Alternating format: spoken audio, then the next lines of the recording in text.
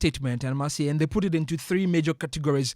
First, what they make of the current fight against illegal mining, and then the second part about necessarily head-to-head between John Dramani Mahama and former President Nana Addo Dankwa Akufo-Addo, and then the final part of the statement where they talk about what they expect from the current government to deal with the illegal mining menace. So if you take this statement and go to the second paragraph, that is exactly where they sort of start their attack on the current government. It says that it is obvious that the Galamsey menace keeps worsening by the day. We are therefore surprised that amid increasing turbidity levels and the alarming browning of our water bodies, the heavy contamination of soils and food crops, as recently confirmed by the joint report by Pure Earth and the Environmental Protection Agency Authority now, the wanton destruction of our forest resources and the indiscriminate degradation of our lands, the President of the Republic could look into the eyes of Ghanaians and tell us he is winning the fight against illegal mining. It continues to say that instead of dealing decisively with the looming crisis, as promised, when in opposition, the government has resorted to publicity gimmicks to sway the minds of unsuspecting Ghanaians from his failures. Without a doubt, this government lacks the political will to fight Galamsey and has merely resorted to the renaming of policies and programs introduced by the Akufo-Addo government. And for this is exactly where they end that conversation on the meeting that we know happened last Friday between government and some CSOs within the industry that have been calling for an end to the illegal mining menace. From here, this is where they begin to tell us what exactly they thought John Dramani Mahama has not been able to do that former President Nana Addo Dankwa Akufo-Addo was able to do. They take us through almost 3 pages of things they thought he has done, to the extent where they talk about the things Akufo-Addo did that John Mahama has only repurposed or rebranded and is bandying around as though it's a policy of his. We'll run through some of them. They go on to talk about the fact that in the last couple of years, at least from what they say in their statements, in the last 1.5 years, Akufo-Addo put a stop to illegal mining, at least from what they say, and they made reference to the ban on small-scale and illegal mining on river bodies and in forests.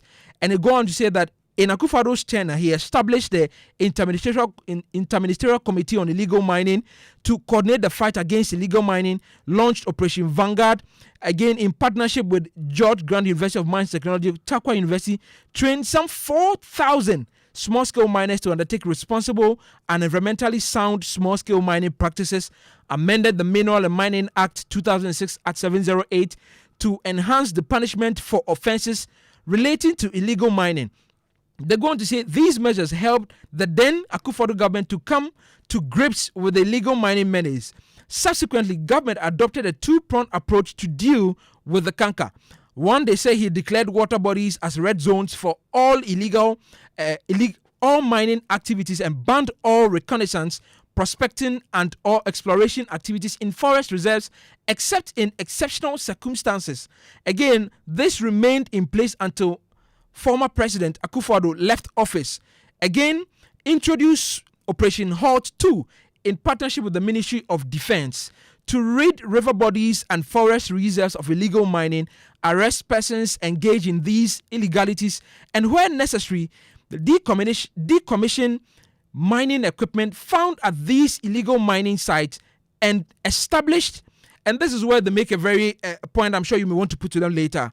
The minority talks about they established a situation room with a call center to receive reports of illegal mining. This, they say, has now been repurposed or renamed as what we know as NIMOS now. And again, Akufo-Addo, they say, acquired 5 speedboats for the Navy, trained 2,000 river guards, recruited more mine inspectors, established small-scale mining committees in all 83 mining districts, again placed a ban on the sale and dealings in the floating platform popularly known as Chanfan, passed the Mineral and Mining Minerals and Mining Act, which talks about tracking of earth-moving and mining equipment. Again, established a control room in the Minerals Commission to monitor all tracked vehicles or equipment under this particular act. Again, organized training sessions for judges in mining areas to deal with some of these cases when they come to their court. So they essentially say that all of this meant that Akufo-Addo did far more better in dealing with this. And then they end their statement and says that it is becoming increasingly clear that the government of President Mahama has failed to demonstrate the level of resolve required to address the Galamsey crisis in a comprehensive and effective manner. As a result, the nation is facing escalating health and environmental dangers. They tell us that they are urging President Mahama and his government to move beyond rhetoric and demonstrate real political will. The fight against illegal mining can only be won through bold, consistent, and effective action. And then finally, he says that anything less will be a grave abdication of duty to the people of Ghana and the future generations. Fosti. Thank you so much, Michael Ashali, just taking us through the key details of that statement put out by the minority. You can find the full version on myjournline.com.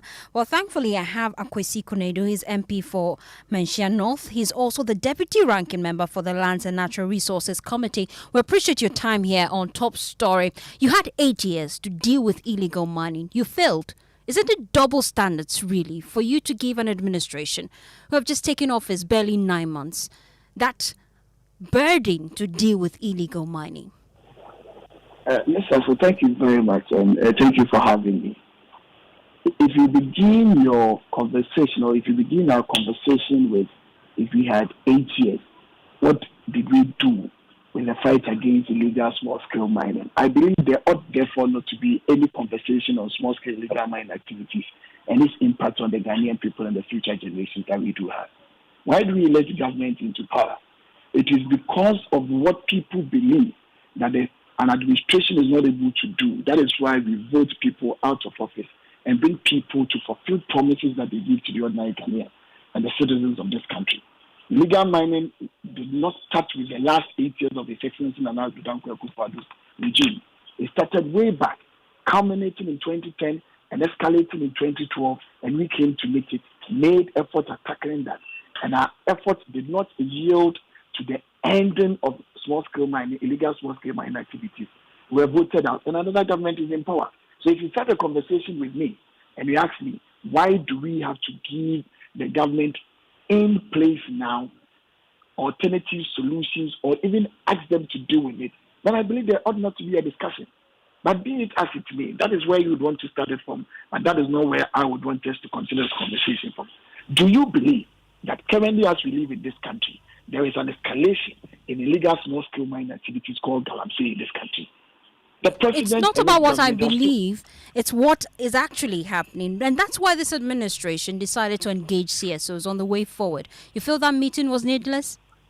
I am glad it is not what you believe, but you acknowledge that small-scale illegal mining activities known as Galamsey is on the ascendancy, and that the president had the cause to call CSOs into a meeting.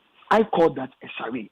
The president would want to dodge from the basic and the fundamentals of fighting illegal small-scale mining activities to weigh up the pressures from his shoulders, therefore to look into the people and say, I am trying to do something, I have met the CSOs, I have put to them what I intend to do. What did the president and his government say on Friday?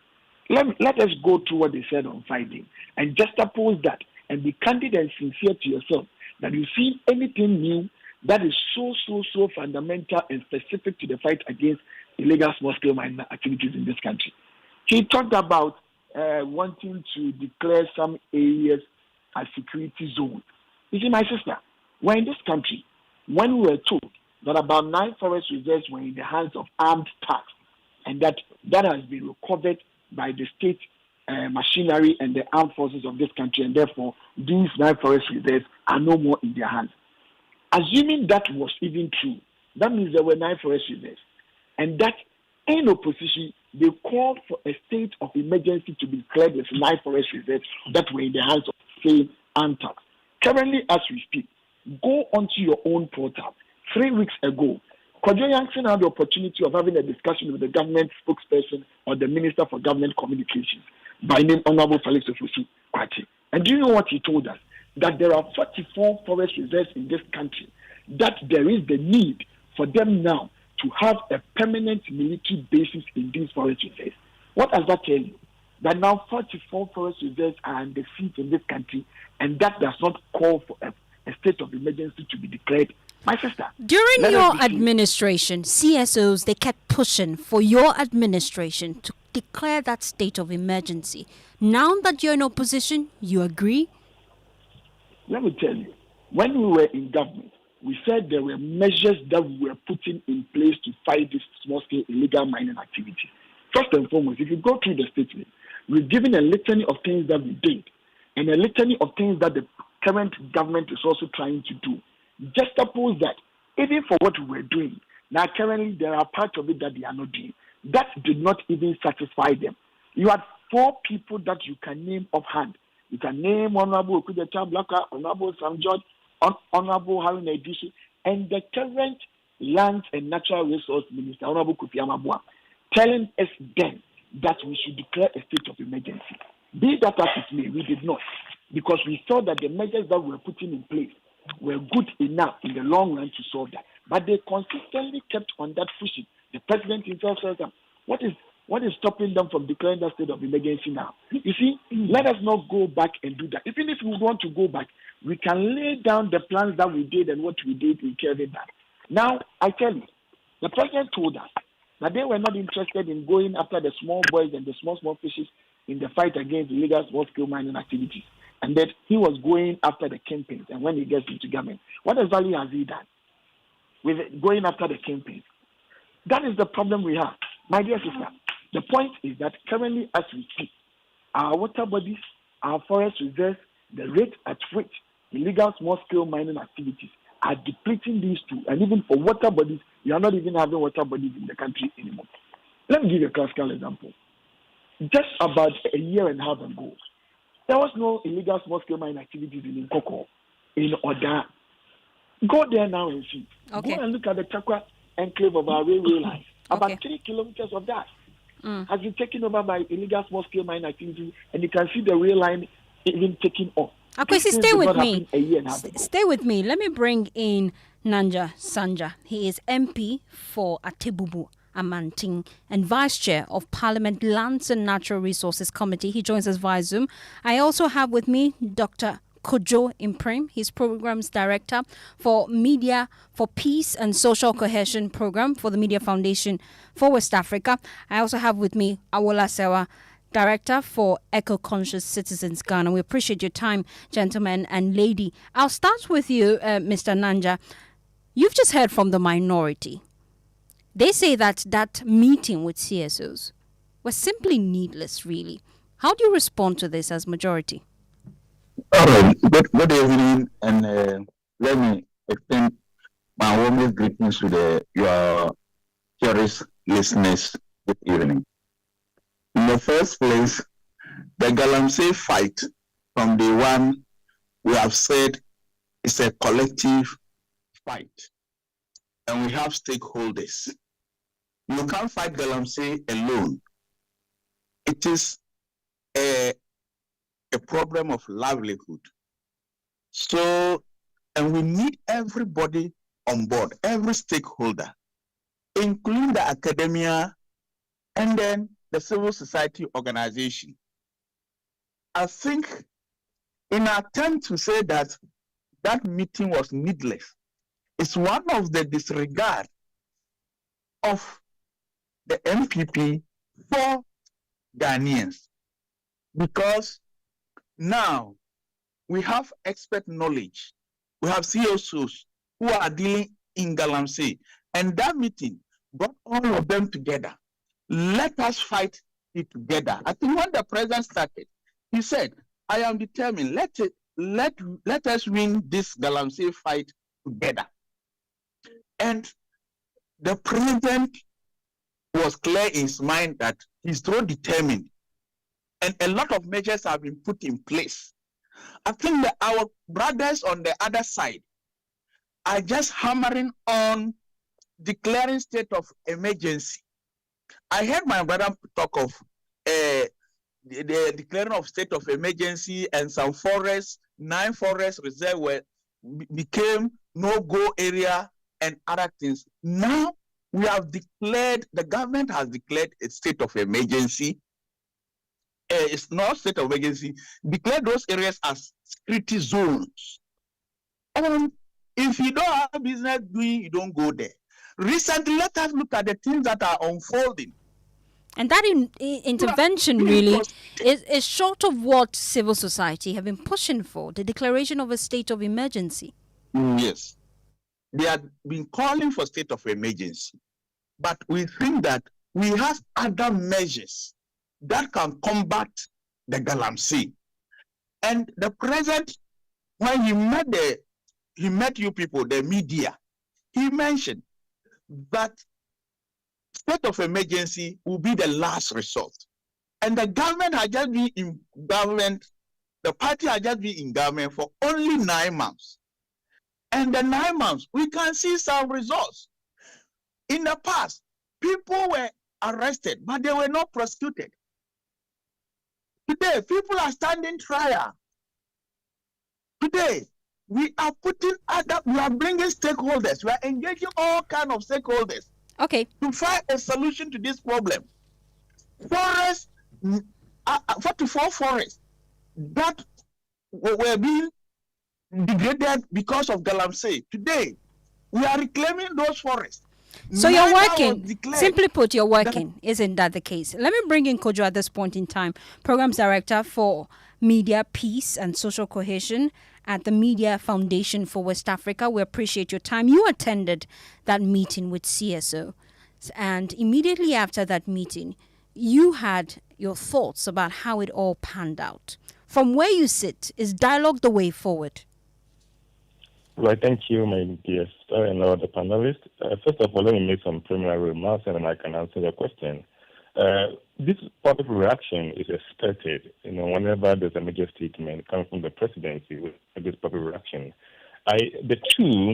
We don't need partisan approach at this time. The statement that was put up by the minorities, signed by Honorable Kweku Ampechum Sapon, is needless. In that statement that your colleague read and I've just glanced through also online, it simply chronicles the problems and then the intervention that they put in place. My simple question as a development practitioner and policy, I will ask, did those interventions solve the problem? They have to answer that question. If I work with them, I will not mention all those operations. Starting from 2017, Operation Vanguard, then they moved to Operation Hot, Operation Galam Stop. Then they put up Interministerial Committee on Illegal Mining. The administration at the time completely rubbished that work that was done by Professor Frimpong Boateng. Today we have come to another bureaucracy where they have started up NAMOs. We don't need any partisan discussion again. NDC, NPP, here us, we are fed up with those partisan discussion of illegal mining. Where we need to move to is a solution spectrum. And that is what civil society and media Ghanaians are calling for. In any case, government is a continuum.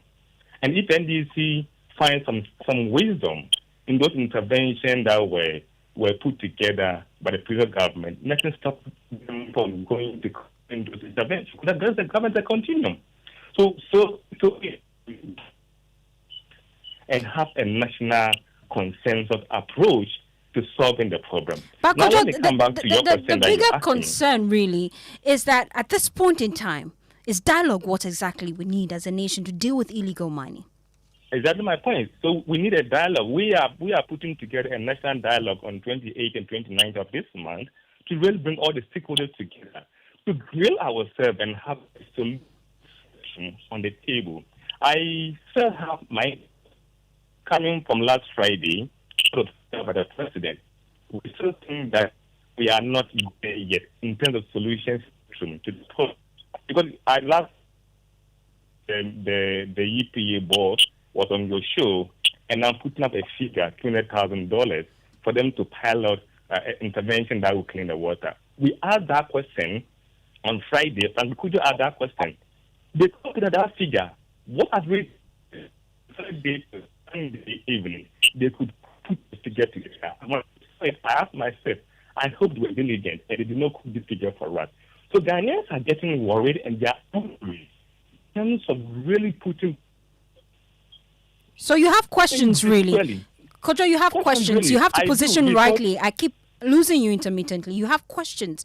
And that's one of the key things that meeting with CSOs sought to deal with. After your meeting with the president, are you confident that this administration can deal with the illegal mining menace? Stating the spectrum from previous to now, I still don't have perspective which is more convincing that the current administration can deal with the problem. Because there Kojo, you have to reposition and make that point once again for me. And whilst you position yourself, let me bring in Awola Sewa. She's Director of Eco-Conscious Citizens Ghana. We appreciate your time here on Top Story. Kojo, whilst you position yourself to make that point for me, let me just move to Awola Sewa. Awola, first of all, did you attend this meeting with the CSOs? Yes, I attended the meeting on Friday. Based on your assessment, after listening to the presentation by all individuals available, do you agree with the minority and their statement that that meeting was needless? Well, what I would say is that we've had a lot of dialogue under the old administration. Right now, what I would say is that the house is burning. The house is burning. We really need to put out the fire as a matter of extreme urgency. Civil society organizations have asked for a state of emergency. The president has said that he hasn't ruled it out, but we are not yet there. So the question is, when will we be there? What are the indicators that will show that we are there? Is it when, let's say, 100% of the water bodies have been poisoned? Is it when we all develop kidney disease? We need to know what the indicators are. And then what we need to also find out is that what exactly is the plan? Because when the house is burning, we need swift, robust action. So we have asked for a state of emergency. We are also saying that what are the KPIs for the NCEs, DCEs, and police commanders? Because we know as a fact that, for example, in Gemma, there's no illegal mining. Precisely, there's none because the chief, the community led by Father Billy, have come together and have said we don't want mining of any sort. We are farmers and we want to preserve our water bodies and our rainforest. And we've succeeded. But the president, during that meeting, just highlighted the reason why declaring a state of emergency at this point in time is not possible, because he says that he's receiving advice from national security, and national security tells him that they can't win the war without the declaration of a state of emergency. Well, what we're saying is that, you see, the situation is urgent. The situation is urgent. Kidney disease has gone up 4 times. Water bodies have been contaminated. Water is life. Without water, we all die. Not everybody has the luxury of buying water from outside. Now, our foodstuffs have also been contaminated. The water has reached the food chain. Now, what we are saying is that if there are other measures, for heaven's sake, use those other measures. What have we been waiting for? Month 1, we were able to repeal e-levy, which did not cause an essential threat. We're able to get rid of the betting tax, which did not cause an existential threat. The ongoing ecocide is causing an existential threat. We will all cease to exist if we don't deal with it yesterday. So we have to deal with this ecocide urgently. And that's why I'm equating it to a fire situation where the house is burning. So you still maintain that a declaration of a state of emergency is what we need? Well, what we are saying is that if you say you have other measures, what are you waiting for? We don't have the luxury of time. Kidney disease has gone up 4 times. Water is life. Our water bodies are being poisoned. And you see, we heard the EPA director talk about piloting something which would cost 200,000. Even before you begin the pilot, you need to stop the ongoing ecocide. You can't have the pilot while the ecocide is ongoing. So we face an existential threat, and we need to appreciate the seriousness of the matter.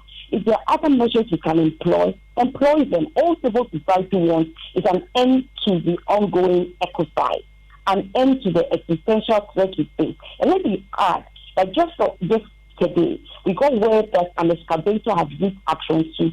Action 2 is a place where, without blue water guards, the community is trying to protect their stream, the pure Action 2 stream, the only source of drinking water in Action 2. An excavator has gone there. NAMOS has been contacted. We are still waiting for them to get there. Thank you so much. We appreciate that there's a matter of resources. So the whole aim of a state of emergency is also to help you to master all the resources you have. Thank you, Awola. Let me bring in Kojo at this point in time. I'm told I have clearer connection to you, Kojo. I was just finding out from you after that meeting with the president. Are you confident that this administration can deal with illegal mining? I am not confident. I must be honest with you, because my confidence level will be based on the trajectory of the solution on the table. Now, they are all repeating the same bureaucratic mechanism of solving illegal mining. We saw NIPO is a new vehicle of Operation Vanguard, a new vehicle of Operation Horse. Name them. All those were set up. All those task forces have failed. So NIMO is not going to be the magic wand. We take away the big faces who are the politicians. Let's show to that. We need to get them, those guys, out of illegal mining, and we can only do so when we have a very tough statutory mechanism that can investigate and deal with those people. With that spectrum, I believe we can win the fight. But otherwise, thank you so much.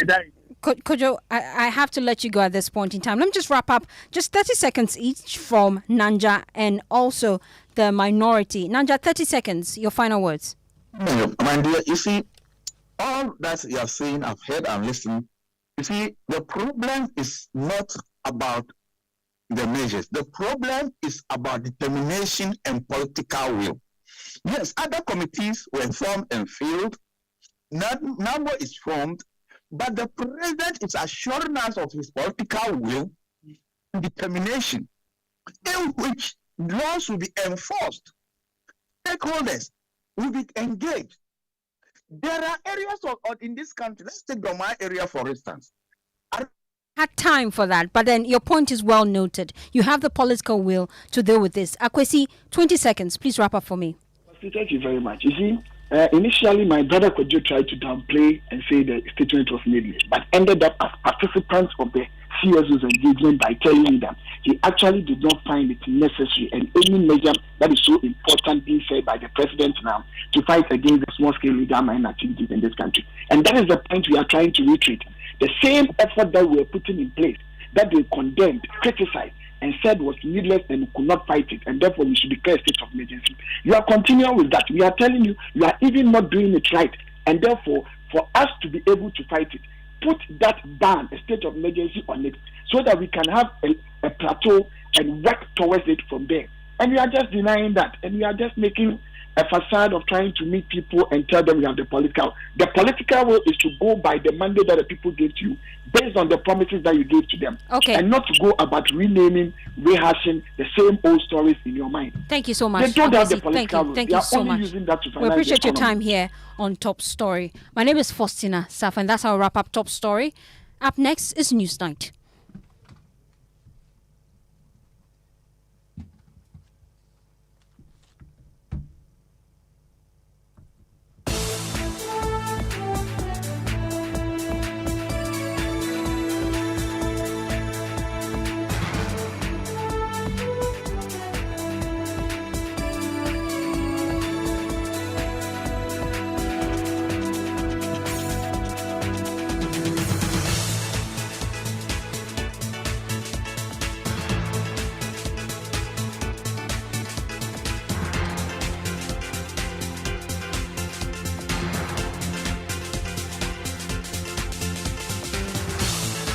And of course, it's 30 years of joyfulness. Hashtag Stop Galamsey Now. Good evening and welcome to Newsnight. The news is live on Joy 99.7 FM, Love 99.5 FM in Kumasi and on over 30 affiliates across the country. Coming up tonight, illegal mining activities wreak havoc on Ghana's rail infrastructure with about 3 kilometers of the critical Nsuta Takoradi Achim rail line destroyed, halting manganese haulage and other operations. The Ghana Railway Company estimates the damage to be around $18 million in a fresh blow to the nation's economy. 54 kilometers from Takoradi and 6 kilometers from Nsuta. If we're looking at a Suez bridge all the way to Nsuta, are all critical areas under siege. We'll bring you details plus environmental protection's controversy over its bold plan to restore the country's polluted rivers using a copper-based nano-liquid technology. Also tonight, it's official. Chairman Wontumi to be slapped with 3 charges related to illegal mining offences after a grueling 4-hour meeting at CID headquarters. We have details as lawyers for the embattled MPP Ashanti Regional Chair prepare to mount a defence. Well, the charges are in mining areas, mining without license and all that, but we'll discuss that tomorrow in court. We have the very latest for you. Plus, Godfrey Dami, former Attorney General, also interrogated by the CID officials over Richard Jakba's petition against him, accusing him of witness tampering. The operation recover all goods. I have to commend the government for it and to tell the government to stay the course and to recover all that has been looted from the state government.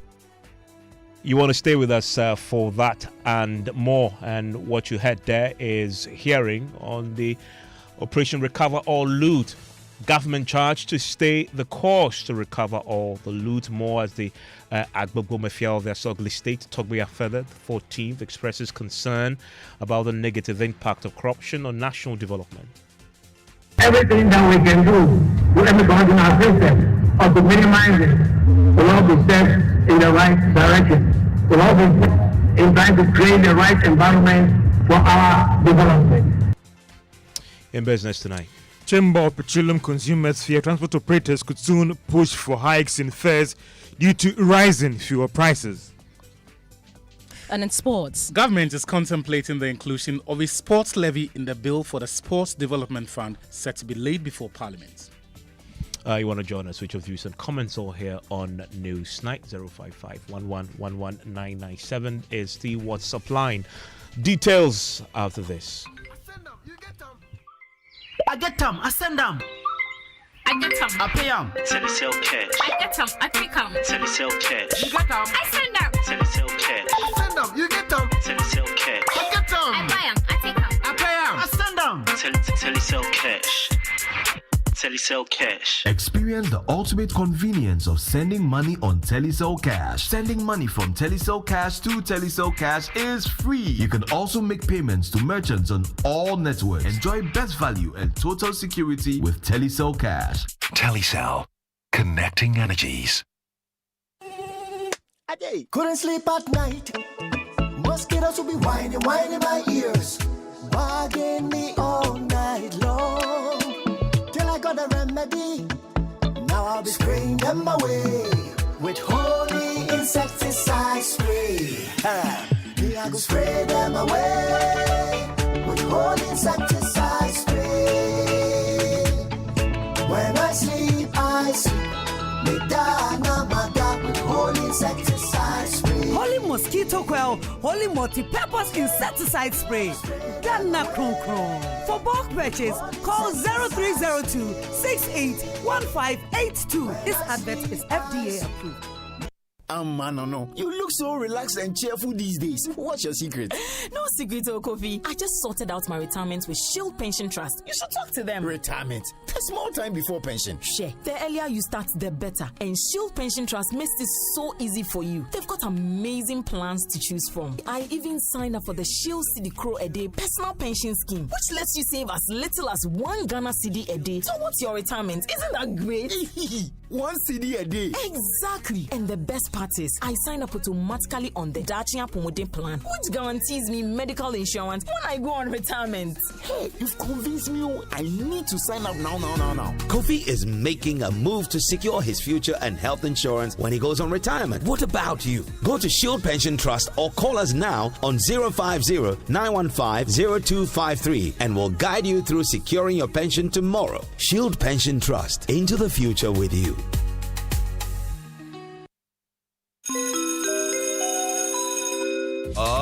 Announcing Ghana's first unlimited photocopier leasing. Yes, from just 983 Ghana cedis, you can lease a multifunctional photocopier and print unlimited. Yes, unlimited and free paper every month. Guess what? That's not all. Toners, repairs, and maintenance all are free. And oh, I'm not kidding at all. And we cover the whole country. Yes, the whole country. What are you waiting for? Just visit us at www.valexlease.com or call 0244 644048.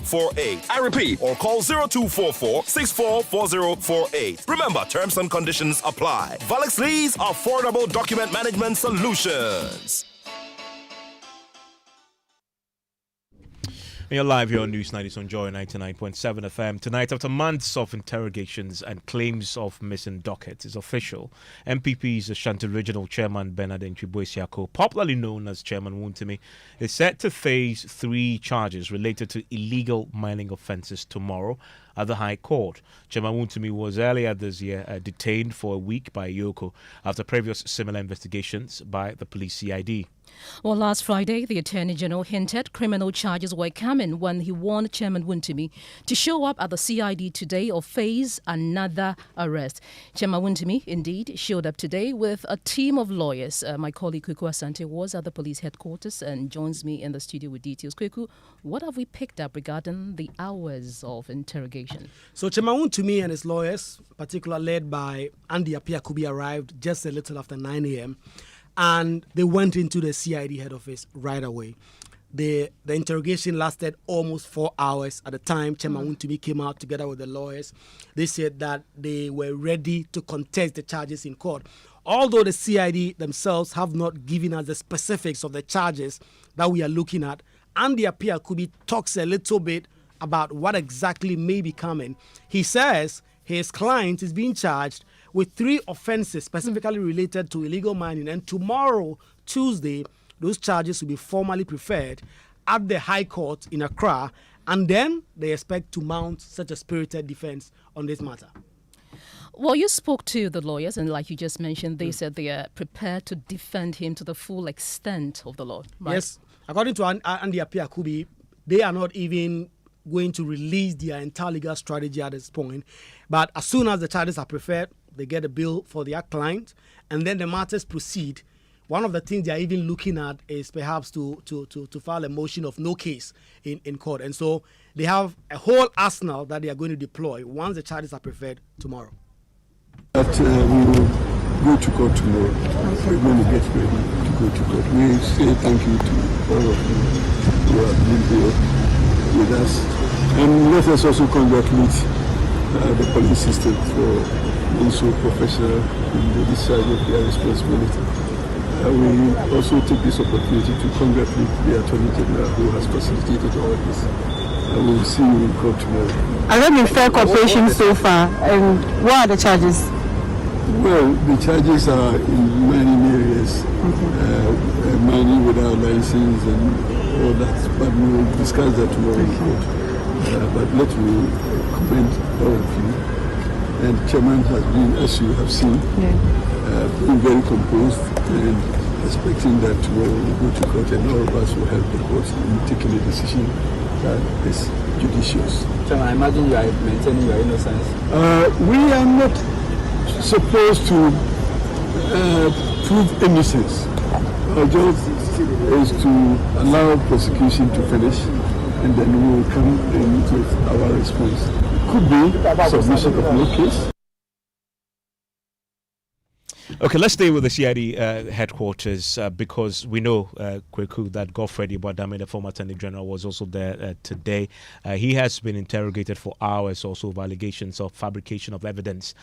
But before that, let's stay a little longer on illegal money because Attorney General Dr. Dominic Ayine says new petitions have now come before the Economic and Organized Crimes Office and complicated investigations into 2 senior NDC executives accused of engaging in illegal mining. Dr. Yide, who is in July, if you may recall, directed IOCO to investigate NDC Vice Chairman Abanga Yakubu Hassan and National Organizer Joseph Yamin for the alleged involvement in illegal mining, says the matter has now expanded beyond its initial scope. He gave further details during President John Mahama's meeting with civil society organizations last Friday. When we did the referral, it was upon intelligence that we got that was sent to both myself and the Minister for Lands and Natural Resources. But after we did, some petitions came from small-scale miners to the Economic and Organized Crime Office, then complicating the investigations.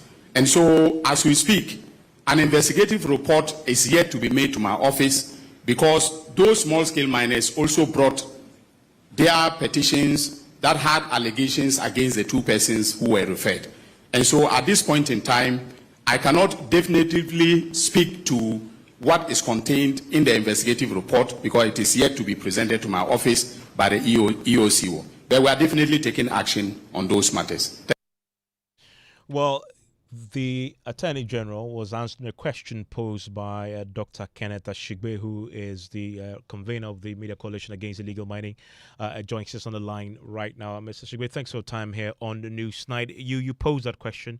You got an answer. Were you satisfied with the response you got? Well, thank you very much, Evans.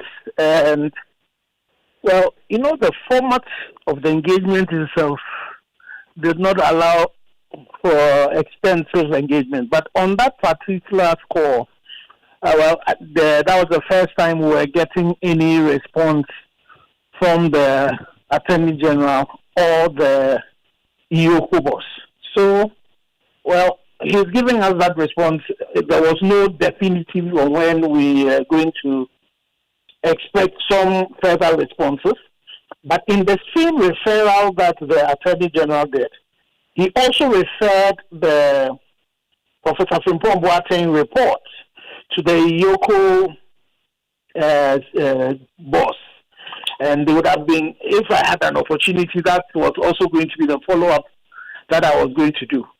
But in my question, I also asked about some petitions that we as the Media Coalition had sent to His Excellency the President. It was about the NDC MP for our wind, whose traditional leaders had accused him and he had counter-accused them. That also, we are really not getting any responses from them. And it's important that the elephant in the room is the politically exposed persons who are involved in this. So we urge His Excellency the President that to be able to deal effectively with this, these people who he had called last year as the kingpins are the ones that we need to be dealing with. So we will be hoping that we'll be getting updates on all of those politically exposed persons who have been implicated, both in the past government and then the current government.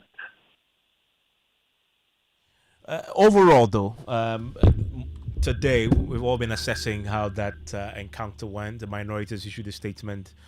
They believe it was a PR gimmick. Other civil society organizations have shared various views on it. Where you stand from the Media Coalition? Was this a useful encounter?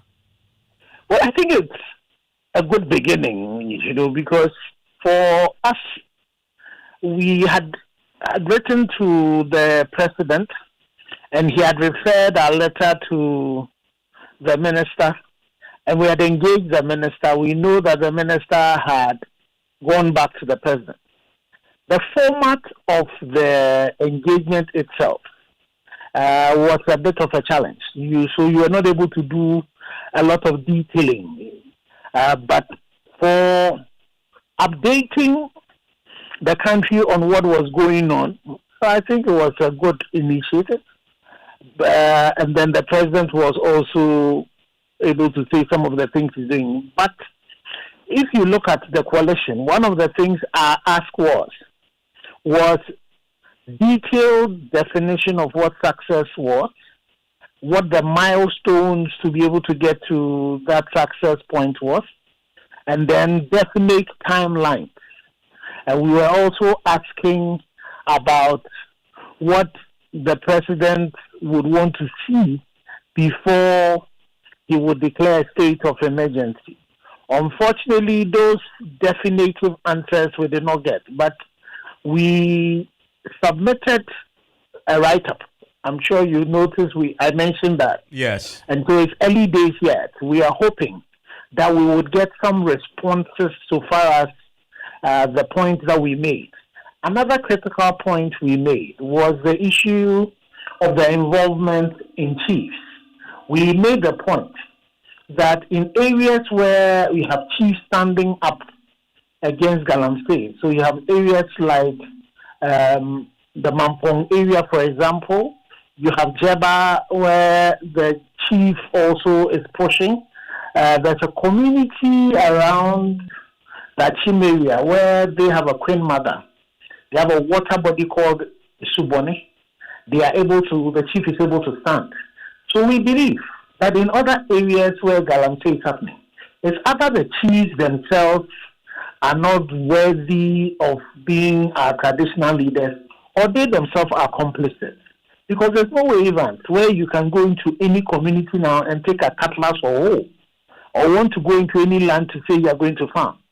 How much more go into any of these areas and say you are going to mine illegally? And the chief would not know about that. So it is either these chiefs are complicit or incompetent. And we believe that the time has come. And that's what a state of emergency would have done for you. That it will give the president the power to confiscate all of these lands that have been subjected to abuse and this illegal mining. Take it away from the chiefs and then investigate the chiefs to see whether they are complicit. And celebrate also the chiefs that are really pushing and making sure that the Galamsey is not happening. And related to that is some communities where you have community activists pushing against these illegal miners. Atronso is one of them. And people have rather taken these community people and they are going to court. So one of our pleas was to ask the Attorney General to file a nolle prosequi against this one and support communities who are standing up against this illegality. Doc, thank you very much. And that there is Dr. Kenneth Ashigbe. He is the convener of the Media Coalition Against Illegal Mining, also the CEO of the Ghana Chamber of Mines. And Evans, let's go back to our earlier story, and then after months of investigations and claims of course, missing dockets, and NPP's Ashanti Regional Chairman, that's Bernard Entry-Boisiak, is set to face 3 charges related to illegal mining offences tomorrow at the High Court. We have on the lines Enoch Afuakwa, his lawyer for Chairman Wontumi. Good evening. Thank you for your time on Newsnight. Yeah, good evening. And I must say that I'm not the only lawyer for Chairman Wontumi. I'm one of the lawyers. Thank you. So you're one of the lawyers for Chairman Wontumi. That point well noted. So you spent a lot of time today at the CID headquarters, some 4 hours as we've learned. Do you and your client really know specifically what these 3 charges are? Yeah, it's certainly once you are charged with an offense, the burden lies on the prosecution to prove the guilt of the accused person beyond all reasonable doubt. So certainly, once he's been arraigned for the High Court tomorrow, we await the proceeding before the High Court. And after the prosecution is done, then maybe it may be a case of submission of no case to answer, or a case to answer, then we can proceed from there. So certainly, once we are going to court, there is nothing much to be said. Very well, but you spoke to journalists today. You spoke to my colleague Kwekwa Santi at the CID headquarters today. You kept emphasizing that you need all the resources, indeed, to facilitate your defense. Has the prosecution afforded you all the specifics of the offenses they want to charge Chairman Wontumi with? Once his charges have been read to him, and he has signed on to those charges, the burden lies on the prosecution to file their charges before the court.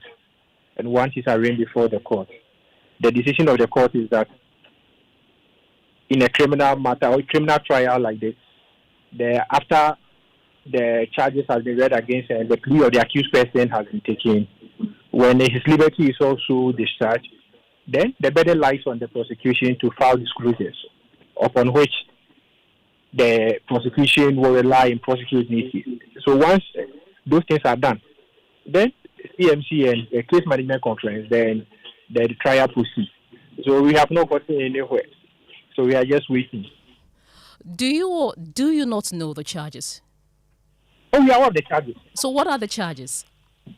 You mentioned that he has been charged with three counts, but he was charged with 2 counts. Raconta Mining as a company, as a separate legal entity, was charged. Then Mr. Benetubosiako was also charged. Then another person was also charged. So he's not the only person who has been charged in respect of the investigation that was being conducted by the Criminal Investigation Department of the Ghana Police Service. So let's await the formal filing of the charge sheet before the High Court tomorrow. They will speak to it. Thank you very much, Enoch Afuakwa, and he's one of the lawyers for Bernard Entry Boisiako, also known as Chairman Wuntumi. Well, talking about high-profile MPP officers or sympathizers who had been charged today, one of them, former Attorney General himself, was before the CID today, and Kweku, you were there also. What happened? So right after Chairman Wuntumi arrived, just a little after 9, then Godfrey Dame also drove in with his team just about 10 o'clock. He came in the company of his 2 deputies at the time. He was AG, Diana Sunabadapa and Alfred Tuya Boakojo Frimpong, as well as Frank Davis and Gary Nimakomafo. They were also interrogated. In fact, they stayed in there for quite a bit longer than Chairman Wuntumi, a little close to 4 or 5 hours before they left. And our understanding is that Godfrey Dame actually had a statement that he read to them categorically denying that he has actually fabricated evidence. He says that Jakpa is what he said in the meeting that we've gotten some transcript as sour grapes, and that he just wants to embark on a political vendetta against him, and that as far as he is concerned, he has not done anything illegal when it comes to the matters that have been dealt with. So we spoke to Frank Davis, one of the lawyers that accompanied Godfrey Adame to the police CID today. He gave us a certain indication of what went in there and confirmed what his team believes to be political witch hunt against the former AG. Former Leonard Attorney General had been indicted on a complaint made by Richard Jakpa. So we honor the invitation of the police CID. We have been in the room with them all the number of hours that you have also waited here. What are the charges so far? It is early days yet, so I don't want to preempt anything about charges. We just came here to honor their invitation, and we are looking forward for what they will have to say subsequently. At least we have also told them what we know about the complaint, so we'll be waiting for them in due course. A matter which has received judicial pronouncement. This Japan, this is the first time we are hearing it. This complaint has been made already. It has received a judicial pronouncement. So what? Is it not obvious to you? Is it not obvious what the implications are? So I need not say it. You should also form your own conclusion. And then you also had the former Deputy Attorney General, Tiayibo, also there. His point was? In fact, he confirms what his team also believes to be witch hunt. He says that he served in the AG's department with Godfrey Adame. He was upright, he played by the book, and these allegations are baseless. As you know, the former AG was invited to appear to the CID this morning. We got here around 10:05, and I don't know the day people are gonna get to know that all these charges against are come at once. I mean, the former AG in his office as the AG started duties with all diligence. I was his deputy, and I can state without any equivocation that he has done nothing untoward to merit this kind of charge that has been brought against him. But at the end of the day, proof will stand. Proof will stand. Godfrey will be vindicated. Would you say this is just purely political based on what he did to Atufosin? Purely political, and I think it's also coming out of dislike for Godfrey Dame. The complainant in this particular case, he knows deep down his heart that this matter would have arisen if he had not gone to see one of his relatives, the Supreme Court judge, to speak to Godfrey Dame. And so he knows that Dame is innocent, but he still wants to test it. We are ready for him. The government is ready for him. People are going to get to know the true facts behind the stamp of charges. Let's quickly bring in Frank Davis. He's one of the lawyers who accompanied Godfrey Dame to the CID today. And Frank, just for clarity, was he cautioned? Has he been charged with anything? Good evening to your listeners and viewers at the same time. He was cautioned after we had gone through the interrogation processes. We tried as much as possible to lend support and cooperation towards the investigators. Had to ask us and what we also had to say. At the end of the day, he was admitted to a self-recognizance bail. I don't know about any charges as at now. Is he to report back to the CID and at what regularity, what frequency, if that is the Not case? that I know of. We left there with the simple understanding that we will be called as and when. So we still await any invitation that will come from the police CID. And as far as the accusations against him are concerned, from what we understand, he came with a prepared statement. He read from it. What was the gravamen of that statement?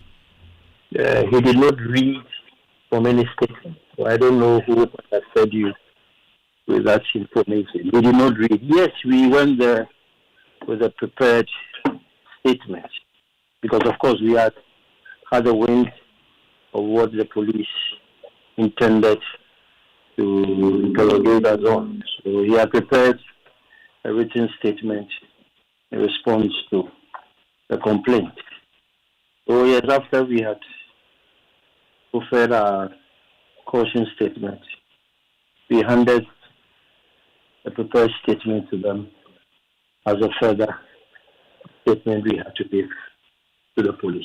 We didn't read out anything. At least not when I was in the room. And I was with him all throughout. Frank Davis, thank you very much. And Frank Davis is one of the lawyers who accompanied Godfrey Dame to the CID today. So live here on News 90 on Joy 99.7 FM. And events still to come in business.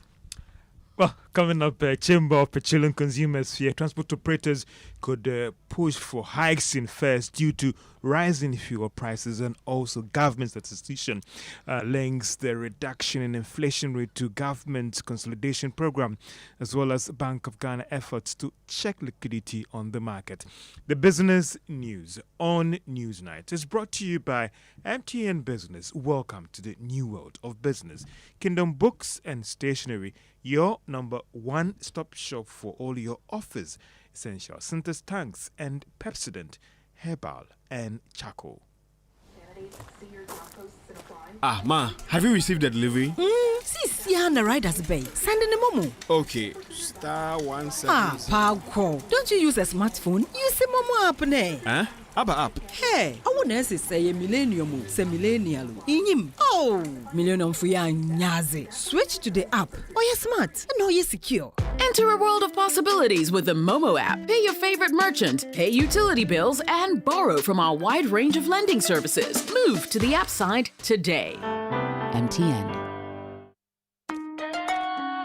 Son, we are so proud of you for setting up this hospital. I really love those hospital beds and waiting chairs. By the way, did you import them? No, Dad, I didn't. I actually got them from Kindle Books and Stationery right here in Ghana. Wow. We also bought our office supplies, safes, executive desks and chairs from Kingdom, and they gave us expert advice on how to set up our office. Guys, that makes 3 of us. I also got our sofa and bedroom sets, plus our dining hall furniture for our new home from Kingdom. Wow, Mom, that makes 4 of us. I usually get my stationery items from Kingdom, and my teacher also mentioned that our classroom furniture was provided by Kingdom. So there you have it. Whenever you're thinking about setting up an office or acquiring furniture for your home, etc., Kingdom Books and Stationery should be your first port of call. With over 40 years experience in the industry, we stock and supply a wide variety of globally sourced office and home furniture, stationery and equipment. Visit our head office, Takweje, Osu near the Osu Cemetery, Tema near Community 4, Takoradi opposite Vijay Mays Plaza, Cape Coast University Bookshop, Shop, Spintex Road near Absa Bank, Atomic Centerpoint Mall, Winneba University Campus, KNUST, the University Bookshop, and Santasi in Kumasi. You can also visit our shop online, www.kingdomstoreonline.com. Hurry while stock lasts. For further inquiries, contact us on 050-162-0810 or 0302-764-101. Email info@kingdomgh.com. Kingdom Books and Stationery Limited, where quality and affordability is assured. Terms and conditions apply.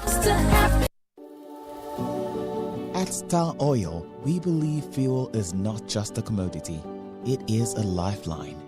Every cedi saved at the pump is a cedi that helps a mother send her child to school. A farmer transports food to the market, or a young entrepreneur deliver their first order.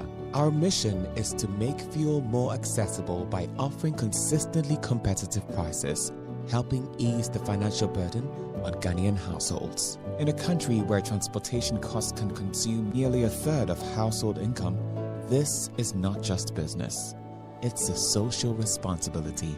Star Oil, still quality and affordable fuels for all.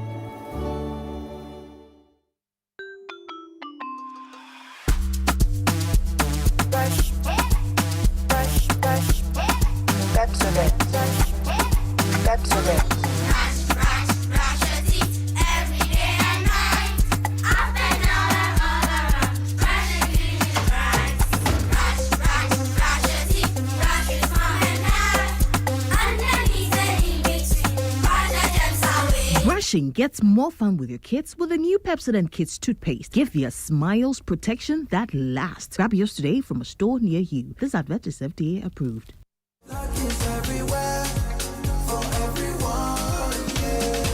The winning season is back, but this time I am collecting the wins like jollof at a wedding.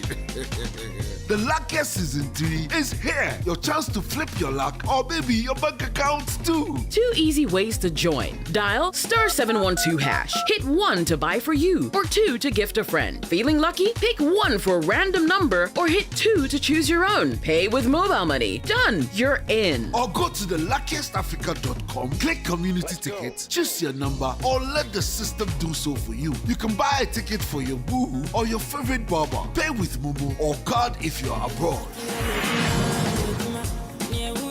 1 ticket could turn your 1 Ghana cedi into 500 times more. And the whole community could win 10 times over. Dial *712# or log on. Let's get lucky together because luck is everywhere.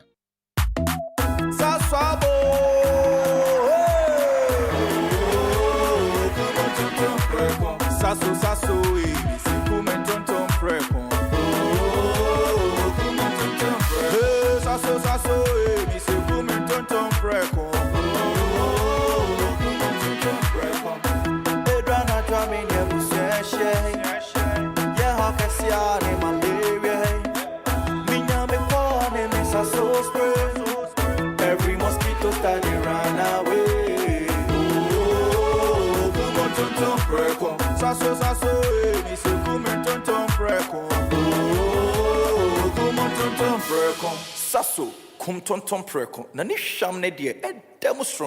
This advert is FDA approved. You're welcome back to Business on News Night. Now, the Chamber of Petroleum Consumers is warning that transport operators could soon push for hikes in fares. It's coming after some of the oil marketing companies increased prices at the pumps, and there are strong indications that prices could be going up further. Now, this is based on projections of surging crude prices due to the approaching winter season in Europe. Executive Secretary of the Chamber, Duncan Amoah, says he's worried that this time round we may have to brace up for some hikes. I have always said that we are simply hacking towards the January 2025 levels. If that happens, we are one of the organizations that have almost always had to work with the transport operators. Recently, the body was asking for increase in transport fares, indicated it wasn't fair, it wasn't proper. That was Shell.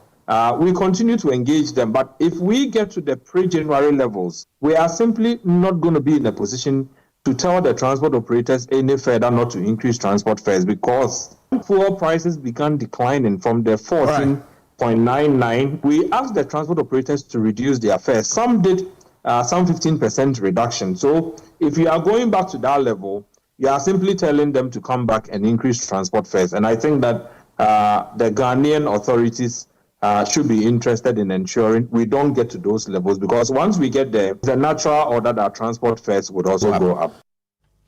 Executive Secretary of the Chamber of Petroleum Consumers, Duncan Amwa. In a related development, liquefied petroleum gas consumption has gone up by more than 5% for the first half of this year. Now, that's according to the industry report released by the Chamber of that is oil marketing companies. The data showed that this was driven by households and industrial adoption, which marked increase in the Upper West and Upper East region. Now, still on the sector, that is LPG firm Anandale retained position as the market leader for the industry, commanding more than 18% of the total market share for the LPG industry. Now, government statistician Dr. Alhassan Idrisu has highlighted the critical role of the current fiscal consolidation program and the Bank of Ghana liquidities in helping check inflation. Now, general price levels of goods and services has dropped by more than 20% from the beginning of this year to hit 9.4% for the month of September 2025. Dr. Idrisu says that a lot more would depend on government if we want to actually maintain this single-digit inflation. Once you have your fiscal consolidation program holding, you register lower deficits, you borrow less because you don't need much more money to make up for the deficits. You are more efficient, and that impacts positively on general price level because it brings aggregate demand down, all other things being equal. So the second reason we are seeing the disinflation process we are seeing is the fiscal consolidation program that government is implementing, which we are encouraging government to maintain it or to stay the course on the fiscal consolidation. So if you look at the Bank of Ghana's monetary policy, you realize that where they have to come in to tighten the monetary policy, they do so. And in fact, they've operated appropriate monetary policy stance, which is contributing significantly to the disinflation process. And that is government statistician Dr. Alhassan Idrisu. Now, more investors are turning away from government of Ghana treasury bills. Now, this is despite the recent cut in the monetary policy committee rate that should have helped in drive interest in that area. There is more in this report. Since June this year, the policy rate, that is the rate at which the Bank of Ghana lends to commercial banks, has fallen by more than 6% to the current rate of 21.5%. However, this decline has not translated into higher demand for government securities. The latest auction results showed for the second consecutive week, the government failed to meet a target. Many market watchers had expected that the recent policy rate cut would boost demand for government bills. This expectation was based on the argument that the government's previous difficulties in meeting its target were due to the Bank of Ghana's bills, which were pegged to the policy rate and discourage investors. Meanwhile, the Bank of Ghana has consistently been able to raise its full target amount through its OMO bills whenever it goes to the market, a success that the government of Ghana's treasury bills have not been able to replicate.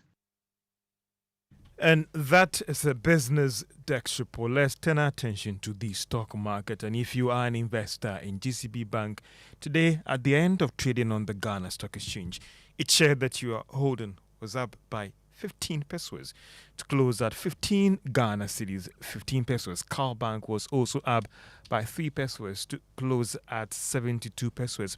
Now, if you had invested on the Ghana Stock Exchange, that is on the market, any of these stocks from January to now, you have made a return of more than 72%. Now, that is way higher than any investment instrument or returns that you've made or you will make on the market currently in the country. And that's all for business on News Night. Back to you, Evans. George, thank you very, very much. And listen, we have to do some sports now. Yes. And the man with the latest filler is with us. Hello, Achu. Hi, Evans. And remember when the NDC said they were going to roll out a sport development fund? I do. Yeah, we have it on authority that that plan is almost at fruition. In fact, they are going to introduce a sports levy as the primary source of funding for that development Sports fund. levy? Yes. Levied on who? Well, will find out in the sports fraternity, so that people like yourself will pay. But you mean myself too? Of course, every levy cuts across. You pay directly or indirectly. So there's a task. Yes, that will be part of. Yes, so it will be part of the sports bill, right? The bill for the sports development fund that will be submitted to Parliament later. When it convenes. Once tax is mentioned, the reaction is not going to be one. Well, one man who was part of the consultations with Cabinet before they made that decision was Evans Yeboah, who's the Ghana Olympic Committee treasurer, and he spoke to Joy Sports on that situation. It got Cabinet approval 2 weeks ago. It's looking to get into Parliament very soon. We are hoping that by the end of the year or Q1 next year, the sports fund will be launched, and that will go to assist all the national federations.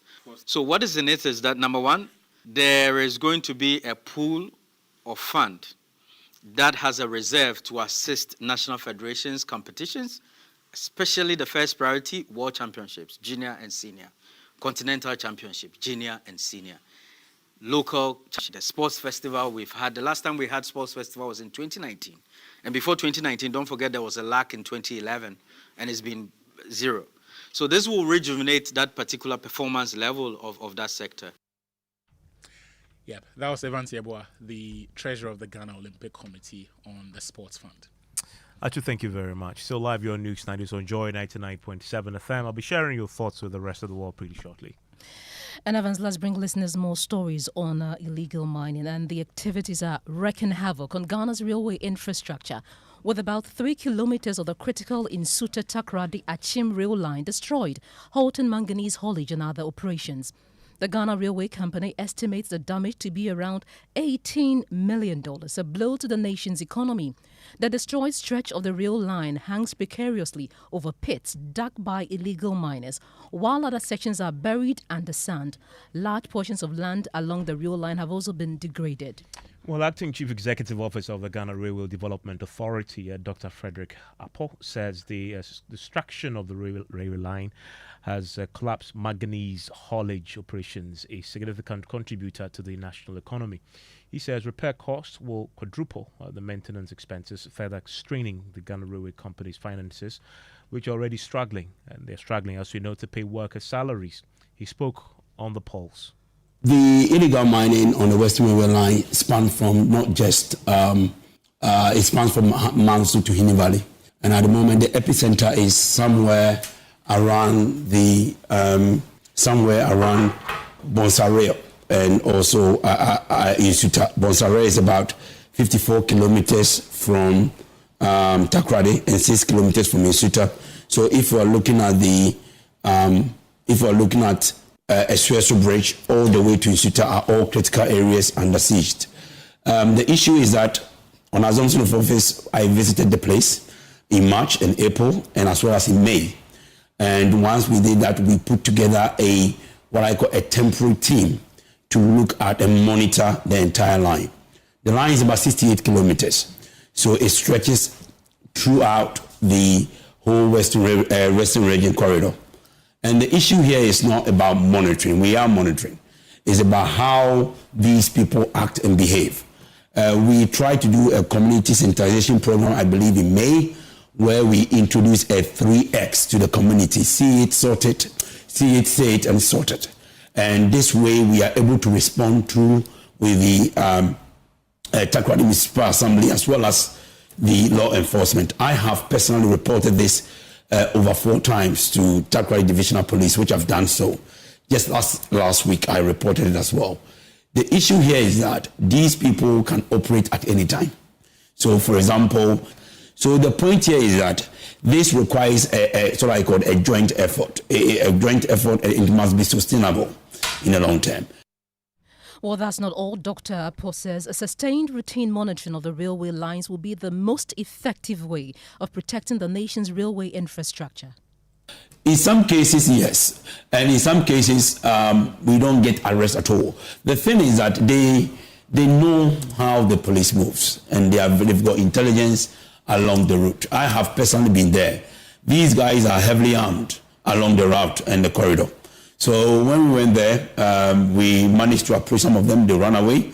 And if you go into certain areas, they've got the chamfines close to the Ghana Manganese Corporation entrance, just at the entrance of it. So the thing is, it's not just about trying to move them away from there. It's about trying to have a sustained force to deter them from going there. And like I said before, we need the community support to be able to address these issues. And these issues, they are quite difficult for you to deal with. Yeah. That's why you set up the committee, right? So far, what's the report they have come home with? Yes, there's a 3-member committee set up by the Minister, His Excellency Honorable Bukari, for the Transport Minister, to look at how best we can look at this in a very holistic way. And I think based on the initial report coming out, we will need to form a joint task force between the Ministry of Interior, National Security, as well as the Ministry of Lands and Mineral Resources. But then again, we don't want to duplicate other mandates like NADMO. So there's no point trying to duplicate effort. What we have to see here is that the railway infrastructure is a very expensive infrastructure. Well, the Environmental Protection Agency, EPA, is stirring up controversy with its plan to restore the country's polluted rivers using copper-based nano-liquid technology, and still dealing with the subject of galamsey, which is now dividing opinions on how best to proceed with our water bodies heavily polluted by all manner of substances. The proposal, championed by EPA's Chief Executive Officer, Professor Nana Ama Brown-Kluche, claims to effectively dechemicalize and restore heavily contaminated water bodies. The EPA boss says laboratory tests have shown promising results in removing toxic contaminants from water. We can treat our rivers as they are flowing and make it clear. Because if you heard Nick speak, their particular technology, there are different technologies. In fact, since I took office, I have received several proposals of different methods and different technologies. Mm-hmm. So this particular one Nick spoke about, the one I mentioned yesterday at the news file, explaining the nano-based copper, fluid.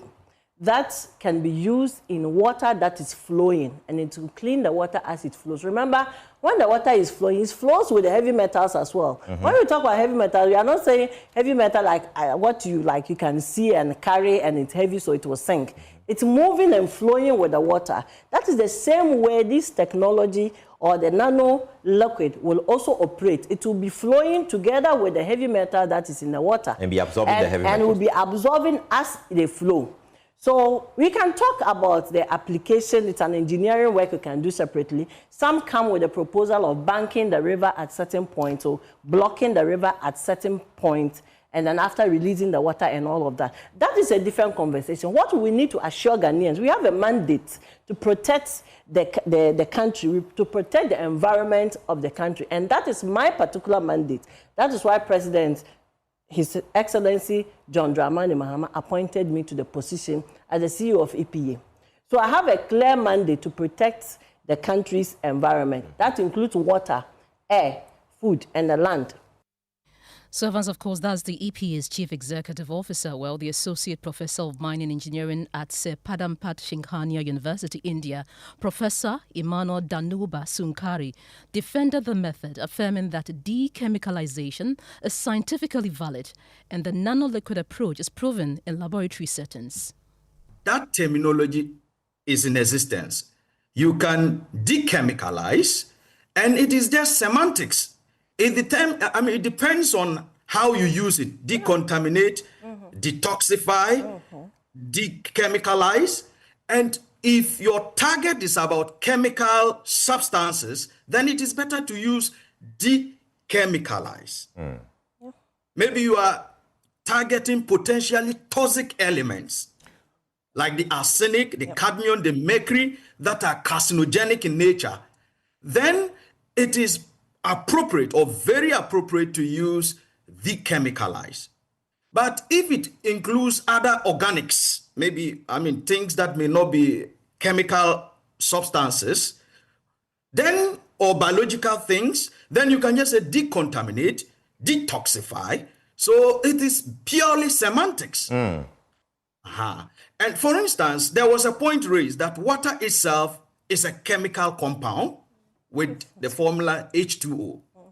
Now, if you are dechemicalizing, it's like you are going to also denature the chemical formula of water. That is not true. Let me just use this scenario. You have a car and you have been washing the car. The car has paint. The paint is a chemical compound. And you've been washing the car every day with soap, which is also chemical. Now, does the soap with the water, which is also a chemical, all right, take away the chemical composition of the paint? Does it denature it? Well, this has become a controversial subject. As you already may have heard, the lecturer at the University of Education, Winneba, Dr. Ekpo Anyima Aka, questions the concept of dechemicalization and its feasibility in real-world conditions. When you use the expression to dechemicalize, the whole world is actually, you're a chemical. Water itself is a chemical. Everything is a chemical. When you use the expression to dechemicalize, it is very, very ambiguous, amphibious. You have to be specific. And that is why and in fact, But in this case, it was a specific statement. I had that the government was exploring to bring in such technology. No, you could say that without using the expression dechemicalization. What is wrong with dechemicalization? See, let her explain exactly what she meant by dechemicalization. No, you said yes. Dechemicalization cannot be used. You can't. Nothing exists like that. So I want you to explain to us what is wrong with the term dechemicalization. What is wrong with it is that when you say you want to dechemicalize, at the end of the day, you want to see that in the context in which you want to dechemicalize, there's no chemical there. So if there's a chemical there, it means you have not succeeded in dechemicalizing. Do you see that? The water itself that you want to dechemicalize is itself what? Chemical. Well, adding to the debates, Professor Bright Kwachiwa of the Department of Physics at the Kwame Nkrumah University of Science and Technology said that Ghana possesses the expertise and skilled personnel to undertake the dechemicalization process at a competitive cost. We can make clean water from our rivers possible because we have been working on this for the past 10 years. We have done a lot of research work into mining waste, mining effluent, galamsey water, including mercury. And if you check my publication in collaboration with researchers from Cardiff University, we published a paper on mercury removal using one of our products. So the technological know-how is right here in Ghana. The products that are used to treat the water, any of this contaminated water, we have the capability or the technological know-how to do that. And not only to do that, but to do that at competitive costs compared to what you did research, the cost that you put out there from the various countries, including the USA. I want to bring in Dr. Juliet Ohiming in TMY. He's a professional engineer, water treatment systems, with the thoughts on this ongoing debate. And Prof, thanks for your time here on Newsnight. Well, what do you make of this approach that the EPA is proposing to adopt, the nano-liquid technology? Is that even feasible? Evans, thank you for having me. Can you hear me? Loud and clear. Okay, thank you once again, and regards to your listeners. So I listened to the EPA boss on Newsfile last Saturday, and then also listened to the probe yesterday, and heard from her again and all the others that have contributed to it. So as a water and wastewater technologist myself, I know that there are a lot of technologies that can be used to treat heavy metals, right, contamination. And I also want to just suggest that, to the media, let's not focus so much on the discussion of the terminology, whether it's dechemicalizing or decontamination or cleaning. Let's try and focus more on the real matters that is at stake. EPA is looking to invest a lot of money into a technology to clean rivers that is receiving continuous pollution. Now, this technology that is talked about, the copper-based nanoparticles, you can use this in a typically, let me say, point source pollution. When I say point source pollution, imagine you have a factory, right, that it's producing a lot of heavy metal contaminated water. Before it discharges into a river, you can put this system there to treat that water before it's discharged. Do you understand what I'm saying? Yeah. Yeah. So that is where most of these technologies are more practical. When you have a point source, you know that, okay, factory A, factory B, or C produces this amount of heavy metals, contaminated water, and so you've designed the system to treat it. But when you have a full-blown river flowing, one, Galamsey is still ongoing, and so whatever you decide to do to the river, you are really, it's like fetching water with a basket. You know, if you are going to fetch water and you're taking a basket, by the time you come back, there is nothing inside. In the interest of time, then, so which approach would be best suited for our current circumstance? So the approach that would be best suited is that the EPA should focus more on strictly enforcing the existing mining regulations along the water bodies to stop illegal mining. So we stop the contamination in the first place, and then secondly, to protect human health, people who are receiving treated water in their homes. Our current water treatment plants do not have the capacity to remove heavy metals. So assuming they stop, so they're assuming they stop the Galamsey tomorrow, and we don't have any Galamsey going on again. The rivers that have already been polluted, can you do anything to treat them, to purify them? It's still not advisable to even treat rivers that way.